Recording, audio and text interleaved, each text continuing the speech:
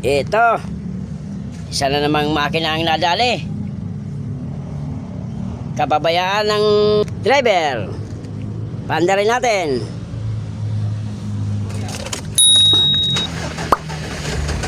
Yun. Magagaling na driver. Katok na naman. Ito ang ebidensya. Nagdagdag ng langis. Kaso huli na ang lahat bago naglagay. Yan, 2 litro ang inilagay. Kaso huli na ang lahat. Bumigay na ang makina. Ayan o. Usok.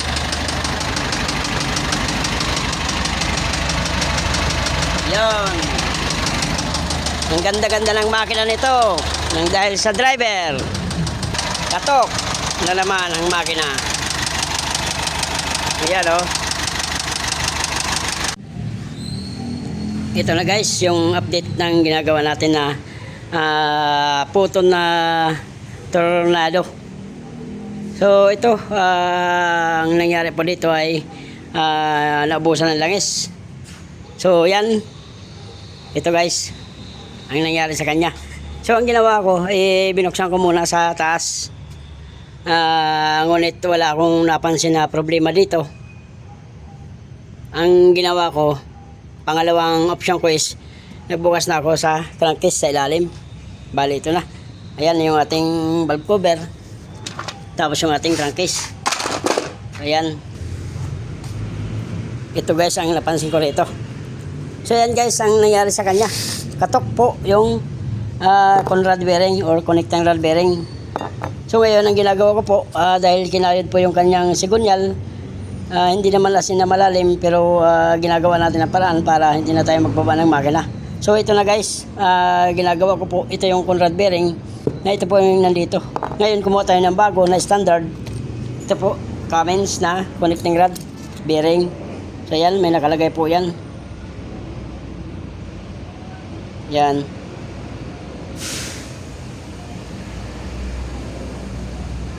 Yan po, Cummins na tornado or tornado. So ayan, standard po yan. Ngayon ang ginagawa ko po hinahasa ko po siya hanggat sa makuha natin yung tamang sukat o fittings. So yan, talagang iniisa-isa ko yan. O talagang ang trabaho nito hindi kailangan madalian. Kailangan po matyaga pagdating po dito. So ito na ang nangyari sa kanya. Bali ang nagkaroon po ng tama ay yung uno. Ayan. Ayan, nalinis ko na po yan o na ano ko na yan, liha ko na yan.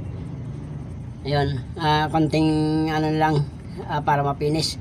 Ayan, ayun po yung 1, 2, 3, 4, wala pong problema. Kundi ito lang po yung uno ang nagkaroon ng problema. So hanggang ngayon, ayan po ay tinatyaga ko pa rin na ipittings. Pinipit ko po siya hanggat sa tumama yung ating fitting. Tapos siyempre ginagamitan natin yan ng plastic gauge para sigurado po tayo na tama yung pagkaka-fitting at saka yung kanyang bomba ng langis para mas maganda ang daloy dito sa ating conrod or dito sa ating sigunyal. Pero kung notice talaga, magbababa talaga ng makina. Pero kung ganito na kaya namang gawa na paraan, tinatsaga ko muna yan. Pero pag hindi talaga kaya, baba na po ang makina niyan.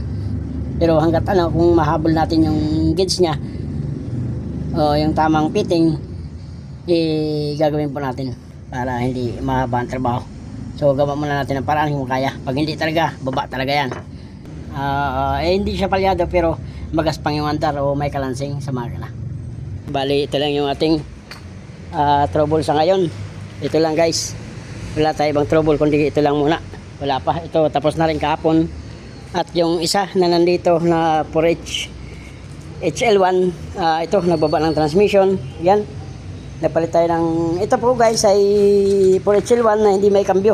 Pero pag nakatigil napapasok yung kambyo. Kaso pagka naka-umandar or ipapasok mo yung kambyo, wala na po. So ito po yun, pressure plate ang pinalitan ko dyan. Yan, sinabayan na rin natin ang clutch lining at saka release bearing and then pilot bearing. So yun, bali ito lang yung pending natin.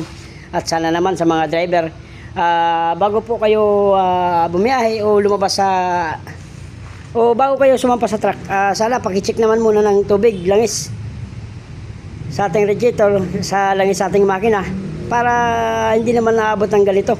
Gaya po sana nito, hindi po ito mangyayari kundi po sa driver. Dahil kung ito po ay nag-check lagi, araw-araw, bago sumampa, kung nag-check ng laging ganon, hindi po mangyayari yung ganito. So sana wala pa akong trouble na, hindi ko naman sinasabi na ayaw ko na magkaroon ng trabaho. Ang sinasabi ko lang po ay sana panatiliin yung mag-check ng langis at saka tubig para maiwasan natin yung ganitong problema. Instead na bimibiyahe po itong truck na ito or kumikita na, so ngayon nandyan nakapinding siya, gumagastos, tapos yung araw walang kinikita yung truck. Check natin, alagaan para hindi abot sa ganito. Ito, ang ganda-ganda ng makina nito, pero ang nangyari, napabayaan ng langis, naglagay siya ng langis. Ngunit nung uminga yung makina, saka siya naglagay ng langis. Ngayon, huli na ang lahat para maglagay pa siya ng langis, bumigay na yung bearing, kumatok na. So useless lang. Kung nung umaga na yon bago ka sumampa, kung sana chinik mo to, hindi mangyayaring ganito.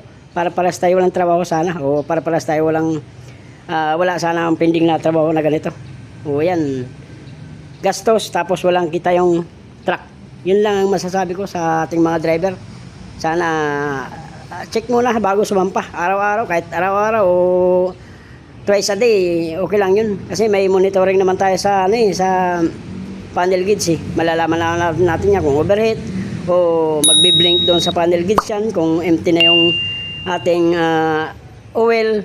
Magbi-blink naman yan kung sakaling may may trouble. Ayan, napabayaan, pinayaan na ganun. Yan, ganun tuloy ang nangyari. So ayan, bali ito ang ginagawa ko ngayon. Bali 2 araw ko na ginagawa to, kasi tinatsaga ko lang talaga. Ayan, bearing ang pinapalitan. Tapos siyempre magpapalit na rin ng crankcase gasket, tapos yung yung valve cover gasket, para isang gawaan na lang, and then chainsail na rin yan. Yung mga ganyan na sa mula ang huli ko pong in-overhaul ay nung January, top overhaul din yun, nung nandito pa yung isang truck. Ngayon ito na naman. Hindi pwede porket hindi sa inyo yung unit, hindi nyo alagaan. Hindi porket hindi sa inyo, porket sumasampa lang kayo, hindi kayo ang amo, hindi nyo alagaan. Huwag naman ganun. Konting tulong naman sa mga unit nyo. Kayo din naman ang umahawak niyan, sa inyo din naman yan. Ang ganda-ganda ng unit na to, hindi pa na-overhaul yan, hindi pa nadudukot ang makina, hindi pa nagagawa ang makina. Ito nangyari.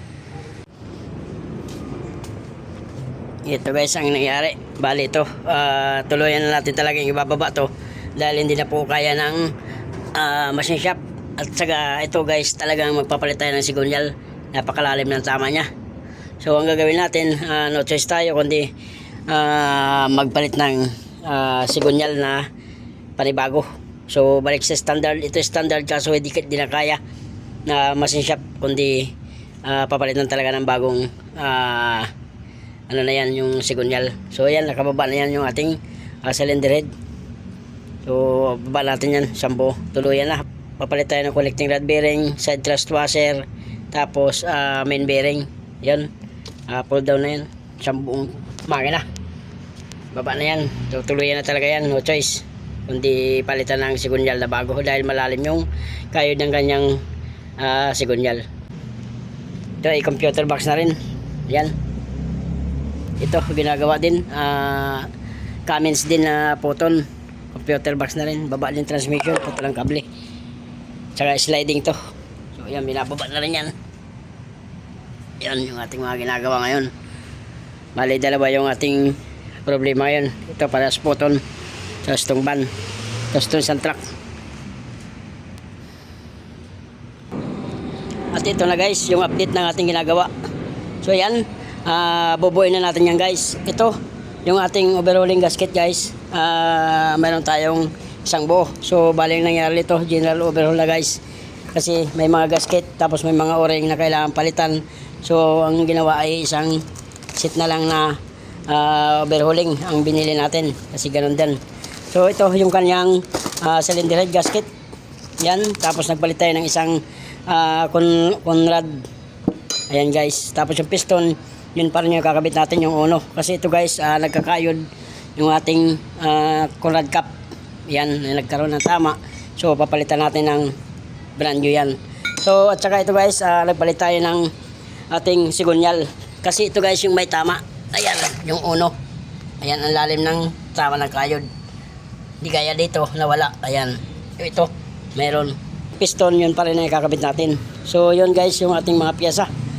Ayan, yung ating injector, yung ating common rail. Yan, yung ating head bolt, yung ating mga tornilyo, rocker arm. Yan, yung ating oil pump. So yan, may mga o-ring yan. So binilan na natin ang buong mga overhauling gasket yan. So ito yung kanyang o-ring. Ito yung kanyang timing mark sa harap. At yan yung ating ibang mga parts. Yung ating flywheel, yung ating clutch lining. So ayan, okay pa naman. So hindi natin papalitan yan. Yan, yung ating clutch lining. And then yung ating pressure plate. Yan yung ating mga parts. So bali ang pinalitan natin, sigunyal, tapos yung ating connecting rod bearing. Tapos ano guys, yung ating mga connecting rod bearing, pinalitan rin natin yan. Kasi yan guys, nandidilaw na. So dilaw na, may tanso na lumalabas. So pagka ganyan, pinapalitan na talaga yan. Yan yung ating connecting rod. So ito naman yung ating main bearing, pinalitan din natin yan. Yung ating side thrust washer, sambo. So pinalitan na natin yung mga yan.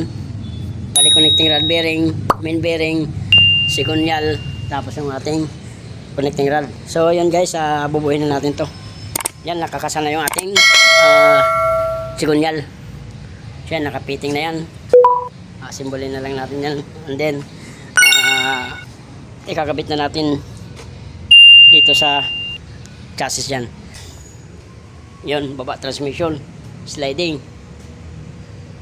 Yun. Ito yung ating timing chain. Yan, okay pa naman siya. So wala tayong gagawin dyan, hindi natin papalitan yan. Okay. So hanggang dito na lang muna guys yung ating video.